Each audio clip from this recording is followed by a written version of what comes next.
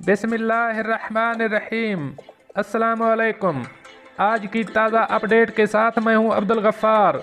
सबसे पहले आपसे एक रिक्वेस्ट करूंगा, अगर आप हमारे चैनल पे नए हो तो प्लीज़ हमारे चैनल को सब्सक्राइब कर दें। अब चलते हैं आज की ताज़ा तरीन अपडेट की तरफ। मुत्तहिदा अरब अमारात ने मल्टीपल वीज़ों का इजरा शुरू कर दिया।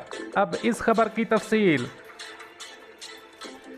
मुत्तहिदा अरब अमारात में तकरीबन 15 लाख पाकिस्तानी काम करते हैं। सऊदी अरब के बाद पाकिस्तानियों की दूसरी बड़ी तादाद अमारात में रहती है, लेकिन पिछले कुछ अरसे से कोरोना की वबा ने जहां बड़े मुल्कों को मुतासर किया है, वहीं मुत्तहिदा अरब अमारात भी मुतासर हुआ है और पाकिस्तानियों के साथ 12 और ममालिक पर भी विजिट वीज़ा की पाबंदी आयद कर दी गई थी।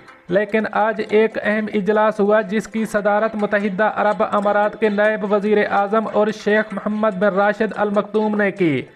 इस अहम इजलास में तमाम मुल्कों के लिए मल्टीपल विजिट वीज़ा जारी करने का ऐलान किया गया है। मल्टीपल वीज़ा विजिट वीज़े से कदरे महंगा और मुख्तलिफ होता है।